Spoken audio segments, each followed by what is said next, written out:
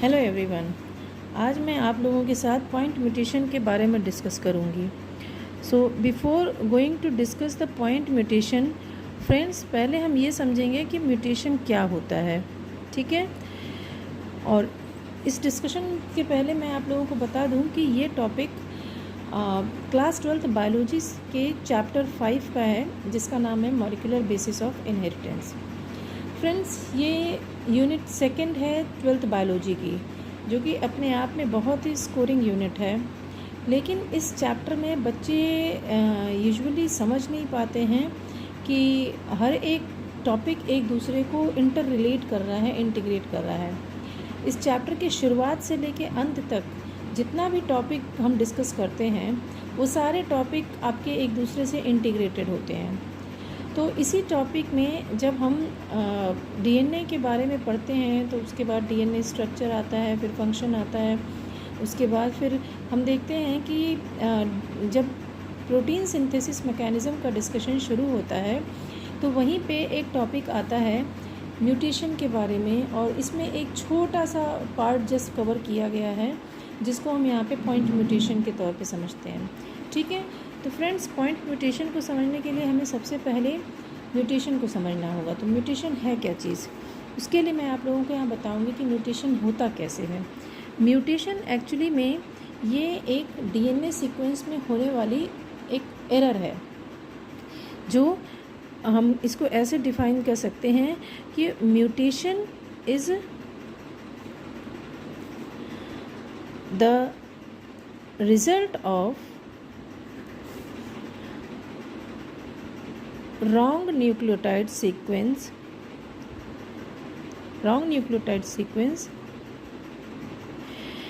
in any stretch of DNA, ठीक है। ये डीएनए के स्ट्रेच में कहीं भी म्यूटेशन हो सकता है। ये म्यूटेशन पूरे डीएनए के एक कोडिंग जीन में हो सकता है, या आपका एक पर्टिकुलर पॉइंट पे हो सकता है। तो इस तरीके से म्यूटेशन आपका, और जिसकी वजह से जब इसका एक्सप्रेशन, यही कोडिंग जीन जब एक्सप्रेस करता है, तो उसका रिज़ल्ट जो प्रोटीन बनता है, वो प्रोटीन आपका फंक्शन होने के बजाय मेल फंक्शन हो जाता है, ठीक है। तो अब देखिए, जैसे हम ये देखते हैं कि डीएनए है, डीएनए से आपका ट्रांसक्रिप्शन के थ्रू क्या बनेगा, एमआरएनए बनेगा, ठीक है। उसके बाद इसका ट्रांसलेशन होगा, ट्रांसलेशन के बाद इसमें क्या बनेगा, एमआरएनए आपका प्रोटीन बना देगा, ठीक है। हमारा सीक्वेंशियल ऑर्डर यही होता है कि डीएनए जो आपका जेनेटिक मटेरियल है, वो मैसेंजर आरएनए बनाएगा, फिर it can lead to the formation of the protein, और ये प्रोटीन एक्चुअली में हमारा एक्सप्रेशन होता है, ठीक है। यही प्रोटीन हमारे बिहेवियर को कंट्रोल करता है। वो बिहेवियर कुछ भी हो सकता है, एंजाइमेटिक रोल हो सकता है, हार्मोनल एक्शंस हो सकते हैं, या हमारी जो पूरी बॉडी फॉर्मेशन है, या हमारी जो सेल मैकेनिज़्म है, बायोलॉजिकल साइकिल है, कुछ भी हो सकती है, ठीक है। अब जैसे हम मान लीजिए डीएनए में हमने ये देखा कि डीएनए में एक स्ट्रेच है, जिसको हम ट्रिपलेट स्ट्रेच कह सकते हैं। मान लीजिए वो स्ट्रेच डीएनए में होता है CTC, ठीक है। अब CTC है, तो इससे जब इसका ट्रांसक्रिप्शन होगा, तो मैसेंजर आरएनए रिस्पेक्टिवली क्या बनाएगा, GAG, ठीक है। अब GAG अगर मैसेंजर आरएनए बना रहा है, तो ट्रांसलेशन में आपको ये पता होना चाहिए कि GAG ट्रांसलेशन में क्या बनाएगा। तो फ्रेंड्स, GAG आपका ट्रांसलेशन में आपका क्या बना सकता है, आपको पता होना चाहिए। GAG will code for glutamic acid, ठीक है। अब अगर इसी स्ट्रेच में आपका CTC में अगर मान लीजिए हमने कोई भी बदलाव कर दिया, मान लीजिए CTC की जगह ये लास्ट का जो ये न्यूक्लियोटाइड है, इसमें हमने C की जगह G कर दिया, तो रिस्पेक्टिवली आप देख सकते हैं कि आपका मैसेंजर आरएनए का फॉर्मेशन भी चेंज हो जाएगा। यहाँ क्या हो जाएगा, GAC हो जाएगा, ठीक है। अब अगर GAC हम देख रहे हैं तो GAC में रिस्पेक्टिवली अमीनो एसिड क्या हो जाएगा, अमीनो एसिड आपका कन्वर्ट हो जाएगा। GAC हमेशा कोड करता है एस्पार्टिक एसिड के लिए, ठीक है, एस्पार्टिक एसिड। तो ये एस्पार्टिक एसिड बनाया तो हम ये देख रहे हैं कि जहाँ पे ग्लूटामिक एसिड बनना था वहाँ पे एक न्यूक्लियोटाइड के चेंज होने की वजह से वहाँ पे अमीनो एसिड जो था वो बदल गया and that glutamic acid is replaced by aspartic acid. तो अगर हमें ग्लूटामिक एसिड की ज़रूरत थी तो वहाँ एस्पार्टिक एसिड बनने लगा। तो आप ये समझ सकते हैं कि इस वजह से अमीनो एसिड, जिस अमीनो एसिड की ज़रूरत थी वो ना हो कि कोई दूसरा अमीनो एसिड आ गया। तो इसका मतलब कि प्रोटीन का जो नॉर्मल बिहेवियर था वो चेंज हो जाएगा, ठीक है। वो इस तरीके से हम इसको समझ सकते हैं कि अगर मान लीजिए आपका CAT है, CAT, CAT, CAT and CAT, ठीक है। ये CAT आपका एक DNA का स्ट्रेच है, ठीक है, जो 3 प्राइम से 5 प्राइम की ओर पोलैरिटी शो करता है। अब अगर हम इससे मैसेंजर RNA बनाएंगे तो मैसेंजर RNA क्या बनेगा, GUA, GUA, GUA, GUA and GUA, ठीक है। अब ये GUA बना रहा है तो अब आप बताएंगे कि GUA आपका क्या कोड करेगा, ठीक है। GUA आपका रिस्पेक्टिवली क्या कोड करेगा फ्रेंड्स, आप बताइए। GUA हमारा कोड करता है वैलिन। तो इस तरीके से वैलिन के स्ट्रेच बनेंगे, ठीक। अब ये वैलिन जो है ये आपके, मान लीजिए कोई प्रोटीन बन रहा है, ये वैलिन अमीनो एसिड आपस में जुड़ते चले जाएंगे और 5 स्ट्रेच के आपके प्रोटीन बन जाएगा, ठीक। लेकिन अगर हमने इनमें किसी भी तरीके का बदलाव कर दिया और मान लीजिए हमने ये 4th नंबर पे के कोडॉन पे बदलाव कर दिया, तो यहाँ जो भी बदलाव करेंगे आप समझ सकते हैं रिस्पेक्टिवली आपका अमीनो एसिड भी बदलेगा। अमीनो एसिड बदलेगा तो पूरा का पूरा आपको जो नॉर्मल प्रोटीन था वो नॉर्मल प्रोटीन चेंज हो जाएगा एबनॉर्मल प्रोटीन में। एक्चुअली क्या है कि जब अमीनो एसिड, जो हमारे नॉर्मल अमीनो एसिड है, जब वो जुड़ते हैं तो वो फिर प्राइमरी स्ट्रक्चर बनाते हैं। ये प्राइमरी स्ट्रक्चर जो है वो फोल्डिंग करता है और फोल्डिंग करके वो सेकेंडरी स्ट्रक्चर बनाएगा। फिर ये सेकेंडरी स्ट्रक्चर अगेन फोल्डिंग करेंगे और ये टर्शियरी स्ट्रक्चर बनाएंगे। तो फ्रेंड्स आपको पता होना चाहिए कि प्रोटीन का टर्शियरी स्ट्रक्चर ही हमेशा क्या होता है, वो आपका फंक्शनल होता है, ठीक है। ये प्रोटीन का टर्शियरी स्ट्रक्चर मान लीजिए नॉर्मल बन रहा है तो फंक्शनल है। मान लीजिए हमने यहाँ बताया कि 4th नंबर के अमीनो एसिड पे चेंज हो गया due to any of the reason, कोई म्यूटेशन का कोई भी रिजल्ट हो सकता है, ठीक है। आइदर यहाँ तो एडिशन ऑफ द न्यूक्लियोटाइड हो गया या डिलीशन ऑफ न्यूक्लियोटाइड हो गया या आपका सब्सटीट्यूशन ऑफ न्यूक्लियोटाइड हो गया, तो ये आपका चेंज हो गया। इसके चेंज होने से प्रोटीन का स्ट्रक्चर तो अभी भी बना, प्राइमरी भी बना, सेकेंडरी भी बना, टर्शियरी भी बना, लेकिन टर्शियरी बनते समय जो फोल्डिंग्स होती है वो फोल्डिंग्स प्रॉपर वे में नहीं हो पाई, जिसकी वजह से क्या हुआ कि फंक्शनल प्रोटीन फॉर्मेशन नहीं हो पाया। इसकी वजह से ये प्रोटीन कह सकते हैं हम नॉन फंक्शनल हो गया, ठीक है, नॉन फंक्शनल प्रोटीन हो गया। तो ये हमारा होता है म्यूटेशन। फ्रेंड्स अब म्यूटेशन हम समझेंगे म्यूटेशन कितने टाइप के होते हैं। म्यूटेशन इज़ ऑफ, अगर हमने यहाँ जो पढ़ा है ये बेसिकली हमने पॉइंट म्यूटेशन के बारे में पढ़ा है, ठीक है। पॉइंट म्यूटेशन जो होता है वो आपका कई तरीके का होता है। एक होता है आपका नॉनसेंस म्यूटेशन, ठीक है, नॉनसेंस म्यूटेशन। दूसरा होता है आपका मिससेंस म्यूटेशन, मिससेंस म्यूटेशन। थर्ड होता है आपका silent mutation. Fourth frame shift mutation, frame shift mutation.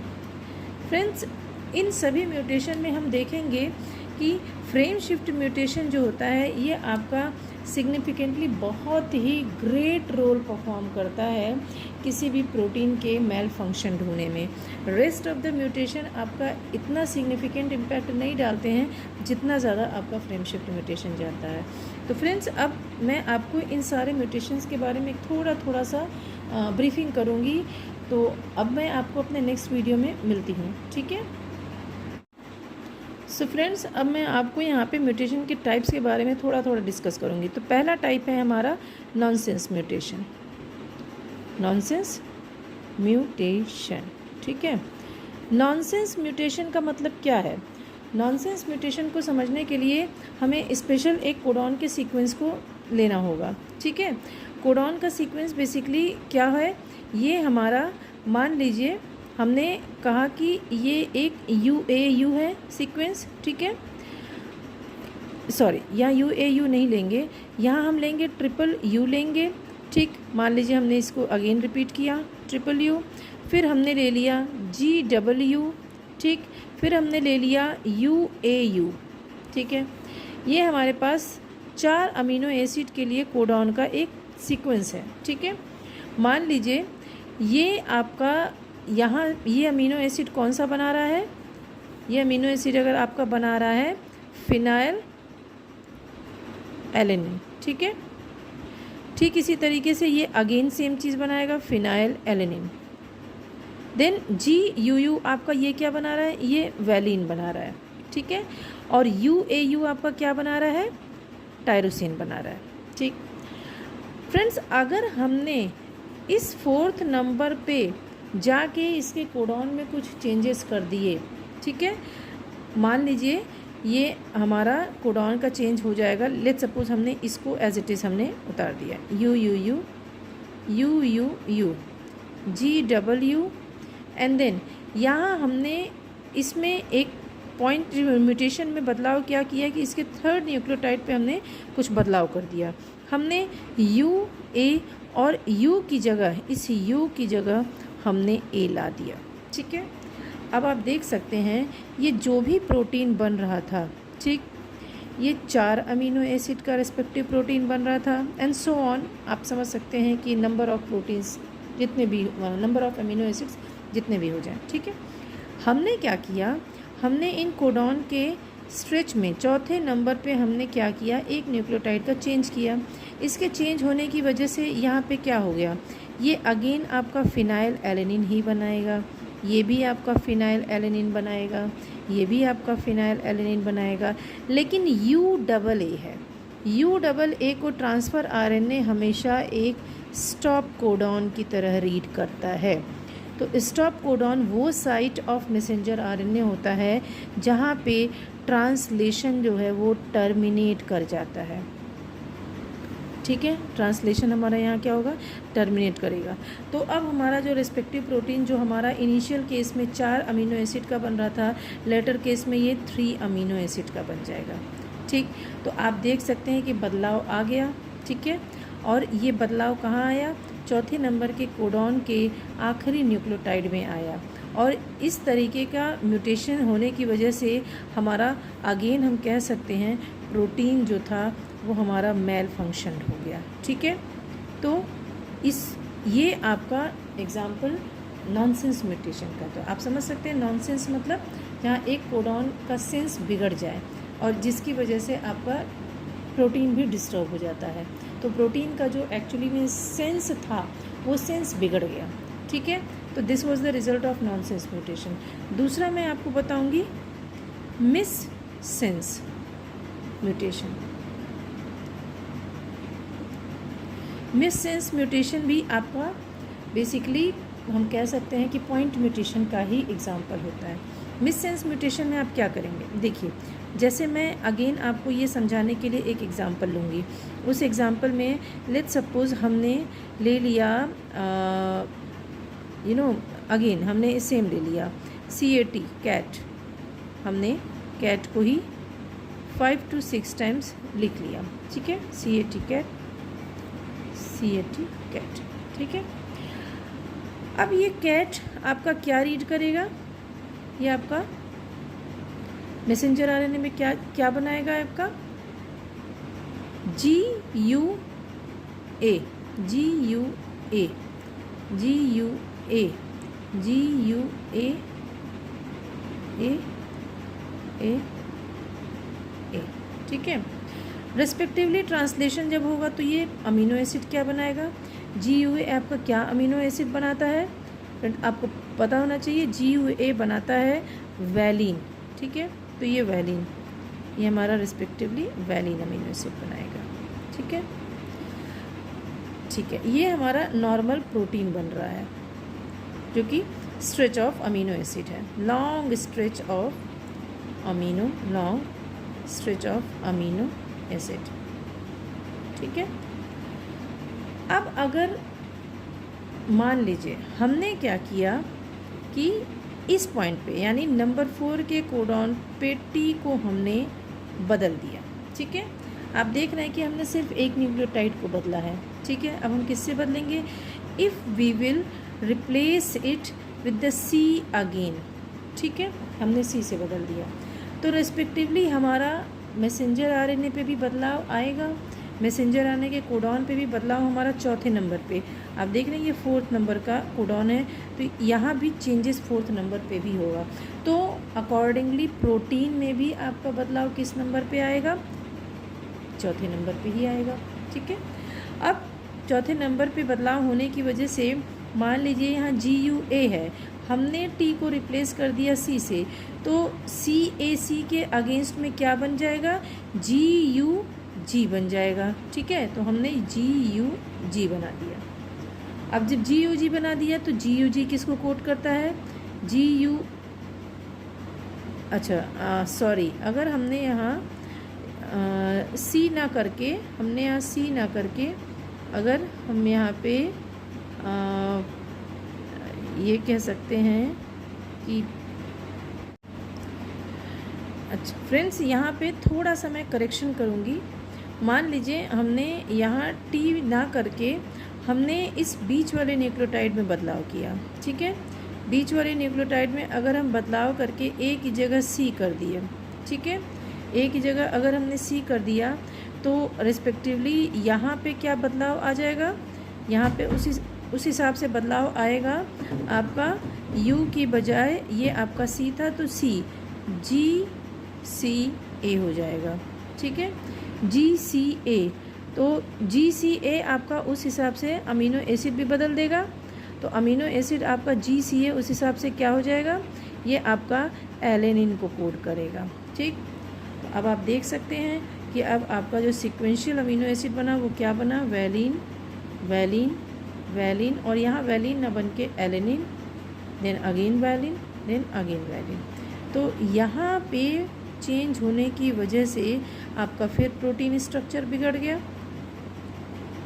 अब ऐसी पॉसिबिलिटी थी फ्रेंड्स कि मान लीजिए वैलिन का ये पूरा का पूरा स्ट्रेच है, जब ये फोल्डिंग करते हैं टर्शियरी स्ट्रक्चर में कन्वर्ट होने के लिए, तो ये फोल्डिंग करते समय इनके जो पूरा का पूरा एक जो कन्फर्मेशनल चेंजेस होते हैं बॉडी में, वो जब अगर वैलिन होता तो वो कोई बहुत ज़्यादा हर्डल नहीं क्रिएट करता है इसके टर्शियरी स्ट्रक्चर के फॉर्मेशन में। लेकिन एलेनिन के आने से इसके टर्शियरी स्ट्रक्चर के फॉर्मेशन में हर्डल आ गया, जिसकी वजह से इसका जो टर्शियरी स्ट्रक्चर था वो डेवलप नहीं हो पाया। मतलब हम कह सकते हैं कि वो नॉट फंक्शनल, ठीक है।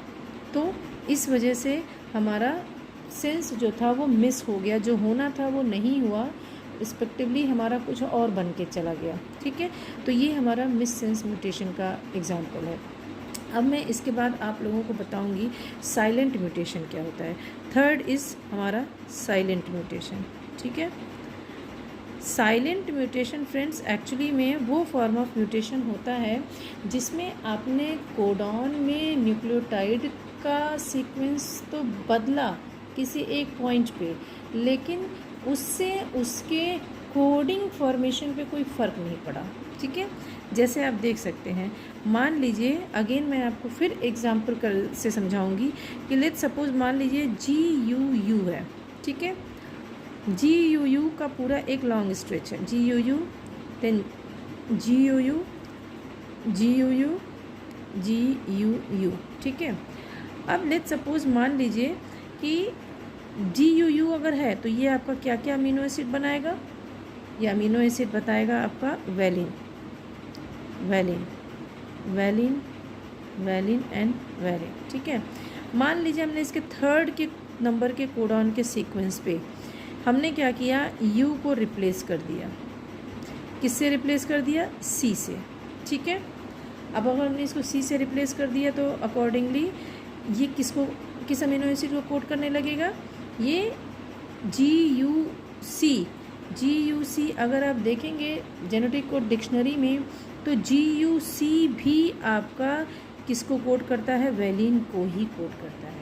ठीक, तो आपका जो म्यूटेशन होगा उस म्यूटेशन से आपके अमीनो एसिड में कोई डिफरेंस नहीं आएगा, नो डिफरेंस एट ऑल। ठीक, तो ये एक तरीके का वो म्यूटेशन है जो हो तो रहा है लेकिन इसका प्रोटीन स्ट्रक्चर पे यानी कि जीन के एक्सप्रेशन पे एज सच कोई फ़र्क नहीं पड़ रहा है और जिसकी वजह से हमारा नॉर्मली हमारी प्रोटीन फॉर्मेशन हो रही है।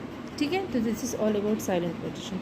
अब मैं आप लोग को सबसे ज़्यादा इम्पैक्ट देने वाले म्यूटेशन के बारे में बताऊंगी जो कि हमारा फ्रेम शिफ्ट म्यूटेशन है, तो उसके बारे में मैं अभी आपको बताने जा रही हूँ। अब मैं आपको फ्रेम शिफ्ट म्यूटेशन जो कि लास्ट म्यूटेशन का टाइप है उसके बारे में बताऊंगी। फ्रेम शिफ्ट म्यूटेशन एक्चुअली में क्या बताता है कि इसमें आपका म्यूटेशन का जो कॉज होता है मींस कॉज ऑफ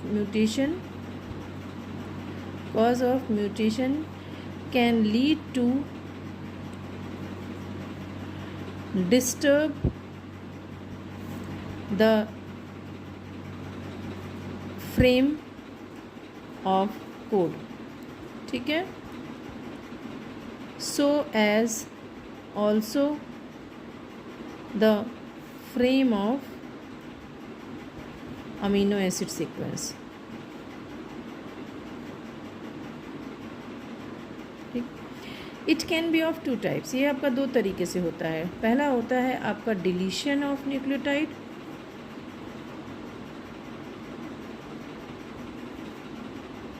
और एडिशन ऑफ न्यूक्लियोटाइड,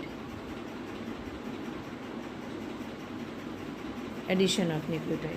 ठीक है, अब फ्रेंड्स इसमें डिलीशन या एडिशन, मान लीजिए हमने एक न्यूक्लियोटाइड का किया या दो न्यूक्लियोटाइड का किया, तब तो आपका फ्रेम शिफ्ट म्यूटेशन होगा।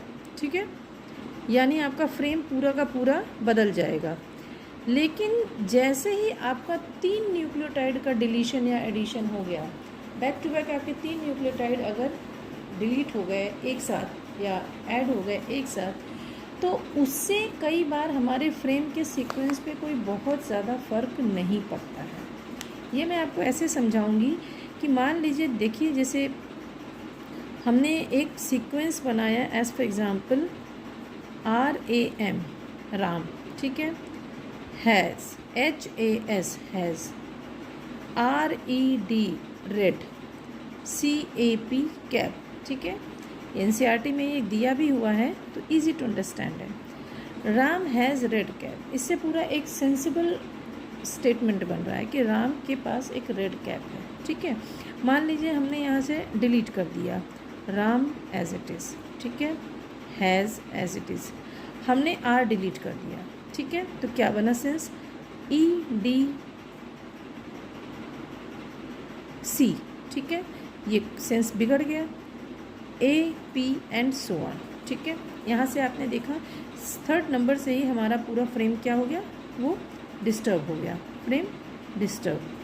तो इसके पहले के कोडॉन के सीक्वेंस में तो फ्रेम आपका सेंसिबल रहेगा, लेकिन जहाँ पे आपने डिलीशन किया वहाँ से आपका फ्रेम पूरा का पूरा डिस्टर्ब हो गया, तो आप कह सकते हैं कि प्रोटीन मेल फंक्शन हो गया। ठीक है, मान लीजिए हमने अभी एक ही न्यूक्लियोटाइड किया, हमने अब दूसरा न्यूक्लियोटाइड करते हैं, तो राम अगेन, हैज़ अगेन, अब हमने E निकाला तो क्या बना, DCA बना and P and so on बना। आपने देखा कि अगेन यहाँ पे वही कंडीशन है, फ्रेम आपका बदल चुका है और यहाँ से आपका सेंसिबल फ्रेम नहीं बन रहा है। तो सेंसिबल अमीनो एसिड भी, जो भी अमीनो एसिड ऐड ऑन होगा वो सेंसिबली उस प्रोटीन के स्ट्रक्चर को मेल फंक्शन कर देगा, उसको डिस्टर्ब कर देगा। मान लीजिए हमने तीसरा कोडॉन निकाल दिया। ठीक है, सेम पोजीशन पे राम हैज़ अब हमने डी डिलीट किया तो आप देख सकते हैं अब क्या बना, राम हैज़ कैप। कम से कम यहाँ आप देख रहे हैं कि डिलीशन, 3 न्यूक्लियोटाइड का डिलीशन होने से फ्रेम के पे कोई बहुत ज़्यादा फ़र्क नहीं पड़ा, एक छोटा सा माइनर डिफरेंस आया जिससे हम ये कह सकते हैं कि बहुत ही रिमार्केबल डिफरेंस या रिमार्केबल इफ़ेक्ट हमारी प्रोटीन स्ट्रक्चर पे नहीं पड़ा। ठीक है, इसी तरीके से जब आप बैक टू बैक 3 न्यूक्लियोटाइड का एडिशन करते हैं तो आपके फ्रेम में कोई बहुत रिमार्केबल डिफरेंस नहीं आता है। जैसे हम ऐसे कह सकते हैं, मैं यहाँ डायरेक्टली बताऊँगी, राम हैज़ BIG, ये हमने 3 स्टेप्स पे जाकर डाला, big RED red and CAP cap, Ram has big red cap.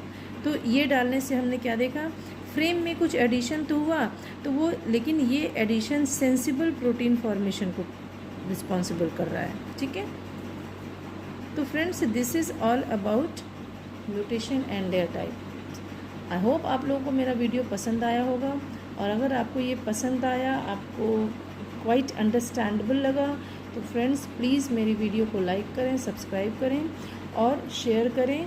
और मैं कोशिश करूँगी कि ऐसे अच्छे और इजी टू अंडरस्टैंड लैंग्वेज में मैं अपनी वीडियोस बना के अपलोड करती रहूँगी। तो प्लीज़ आप लोग मुझे प्रमोट करें, मुझे सपोर्ट दें ताकि मैं आप लोगों के लिए अच्छे वीडियोस ला सकूँ। Thank you and have a nice day.